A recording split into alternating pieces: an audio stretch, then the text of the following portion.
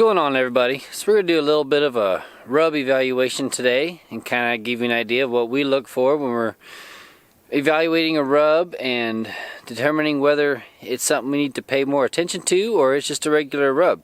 So please go down, hit that like and subscribe button.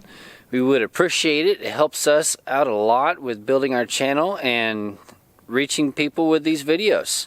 So let's get on into this. So rubs don't necessarily mean a lot to me in the sense of hunting them, okay? All they tell me is that there possibly could be a very mature animal in the area. Now, there's different kinds of rubs. So you've seen a lot of rubs on the small trees and medium-sized trees, and those really don't tell you a whole lot except if they're tall. So one of the biggest things that we look for when we're evaluating a rub is height of a rub, okay?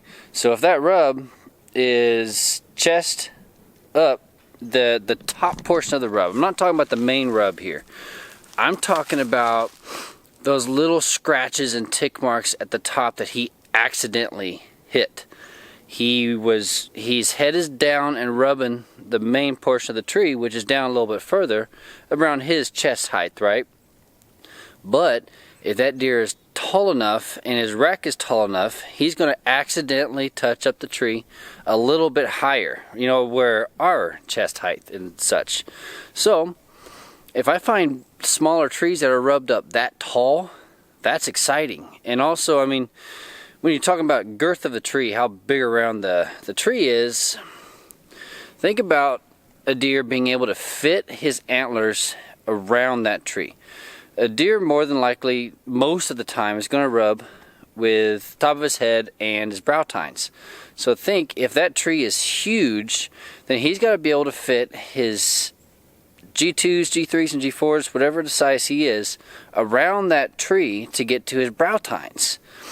So if that tree's massive, more than likely you're looking at a wider deer. Those tall, narrow deer, they won't rub those really big round trees just because they won't fit their antlers around it. So I'm going to show you a couple rubs here as an example. We've got this rub right here. Very good example of actual height. So he's got some tick marks right around the chest height for me,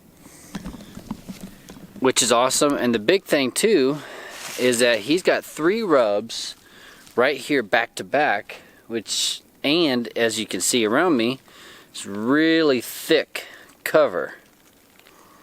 So there's a good chance that these are actual what's called signpost rubs. And a signpost rub is what really excites me, because a big mature deer is going to leave rubs closer to his bed like this, rubs like this, closer to his main core area. And that is what I want to find. A lot of times I've noticed these big mature public land deer don't rub a lot until you get close to their bed. When I find a huge concentration of rubs in a very tight area, very small area, normally I'll find scrapes, beds, some kind of acorn or food source, and it's thick cover, hard to reach. That right there is what I look for when I look at core areas. So think of that when you're evaluating a rub. Don't overthink a rub. They mean a lot, but at the same time they really don't mean everything. So they just tell me that there is a good deer on the property. There's possibly a very mature animal walking this area, and it means that I now need to focus on this particular spot and find the primary scrapes and feed trees, and that in turn is what I'm going to look at hunting.